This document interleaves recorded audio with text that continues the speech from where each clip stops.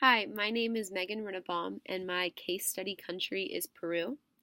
So I don't have the exact wording figured out yet, so this is just an outline. So for the intro, I'm going to start with talking about the location, which is Western South America, bordering the South Pacific Ocean between Chile and Ecuador. Then about the climate, which is pretty all-encompassing. It varies from tropical in east to dry desert in the west and temperate to frigid in the Andes. Um, Also, an interesting fact is that there are actually three official languages of Peru: Spanish, Quechua, and Aymara. Also, there is a wide range of important mineral resources that are found in the mountainous and coastal areas of Peru. And also, the country's coastal waters provide excellent fishing grounds.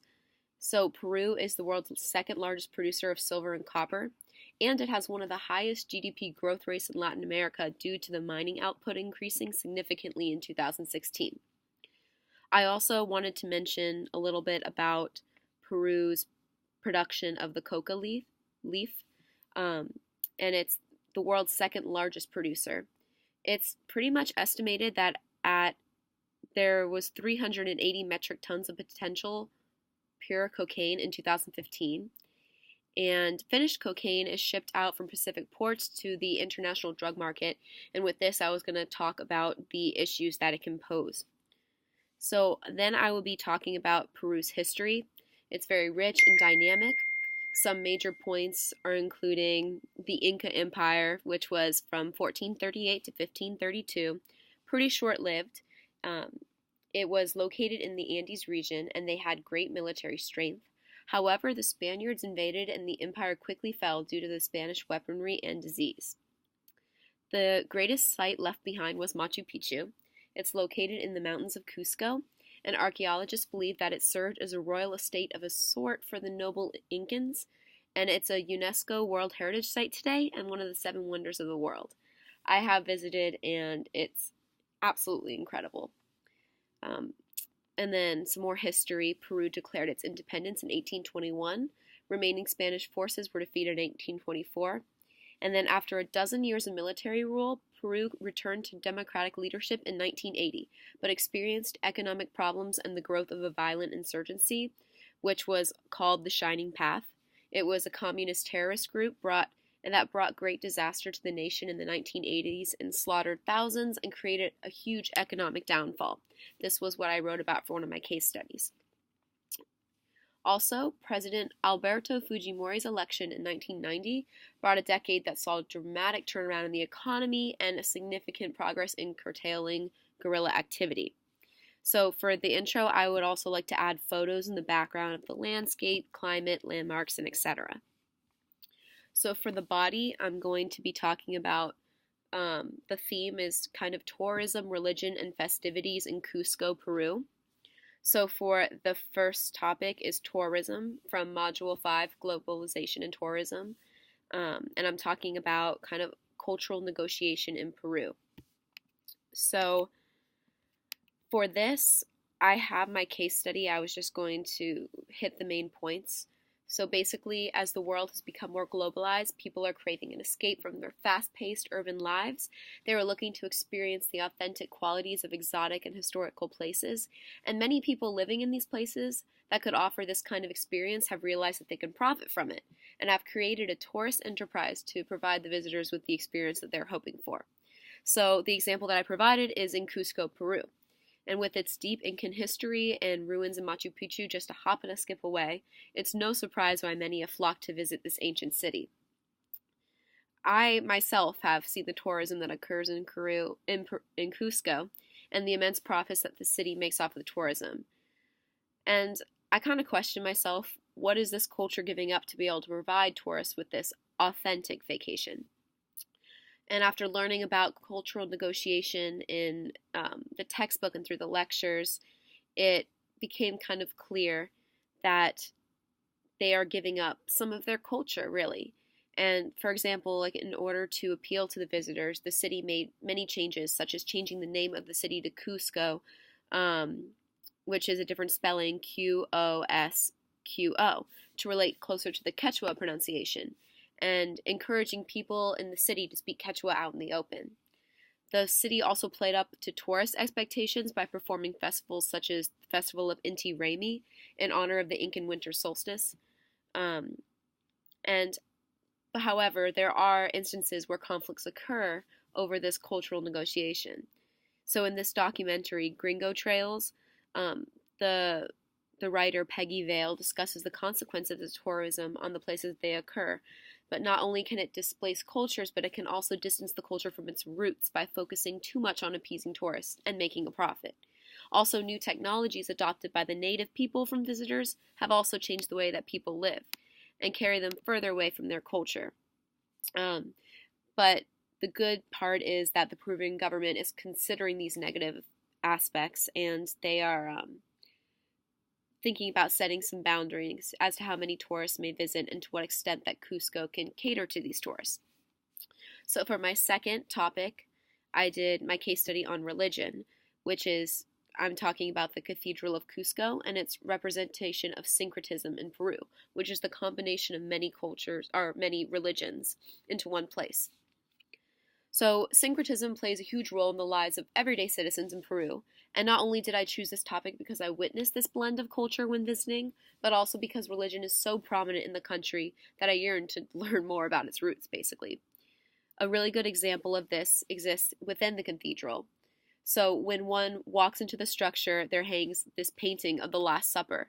But there's a twist. So, on the table, a guinea pig sits on the plate instead of the usual bread.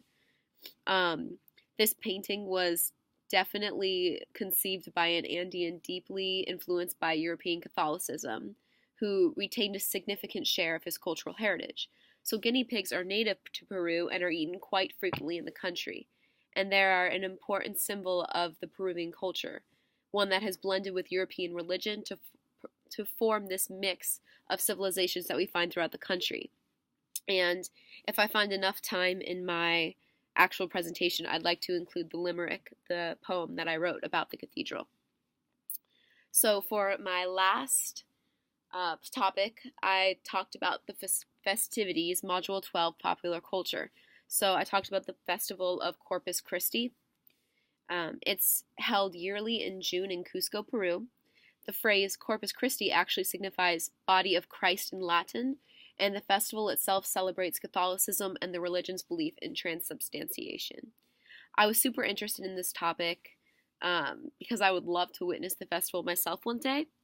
The people in the festival may participate in dancing and feasting, and although the event is predominantly religious, fancy garb, choreographed dances, and troops of musicians create a really, truly cultural experience. Also, at night, one may indulge in the chirichu, a Peruvian traditional meal, and converse with one of the thousands of people that flock to this festival each year.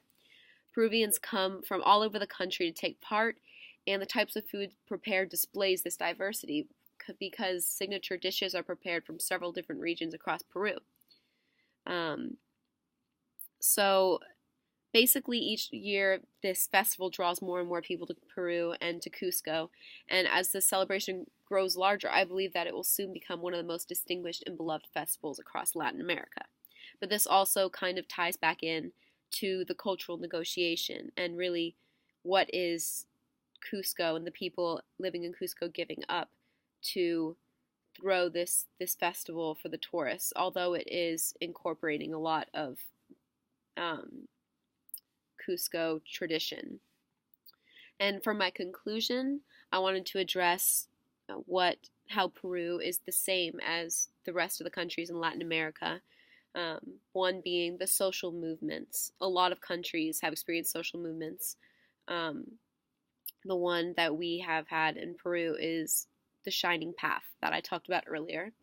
Also, the gender or sexuality labels of Marianismo and Machismo. I really liked learning about those, but they are used in most countries in Latin America. Also, most countries, as similar to Peru, was affected by reform and ideas such as liberation theology and Pentecostalism, also U.S. intervention in the country, and it has experienced controversies and improvements in healthcare. However, it is different because there are very diverse landscapes in Peru. Also, it's home to the Incan Empire, which is very independent and diverse, and it affected the history of the country. And when really considering my case study topics, it's created more tourism in the country with Machu Picchu and such, which has led to this cultural negotiation in popular cities like Cusco. Also affecting the diverse languages, the three official ones, Aymara, Spanish, and Quechua.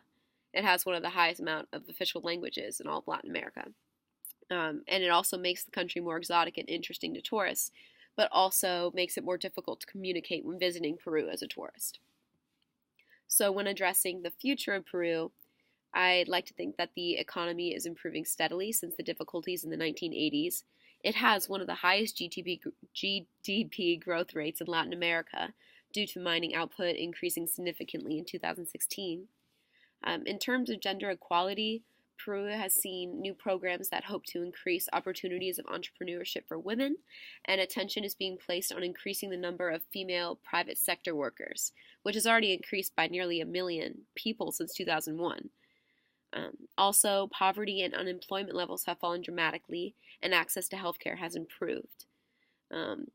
Pedro Pablo Kuczynski Godard won a very narrow presidential runoff in 2016, and he promises a lot of improvements, such as creating more equality for Peruvians and improving education and such.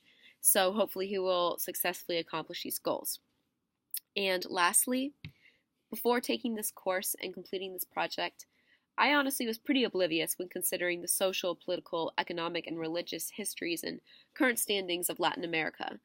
But I was aware, of course, of the beauty and tourist destinations that I placed on my bucket list. However, immersing myself into the culture of Latin America has taught me that society is very different from the United States, and each country is really unique and fascinating.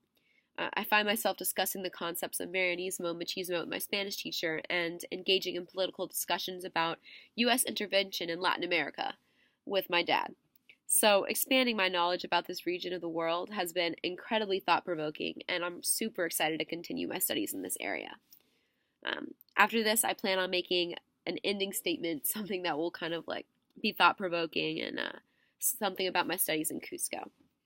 So that's it. Thank you.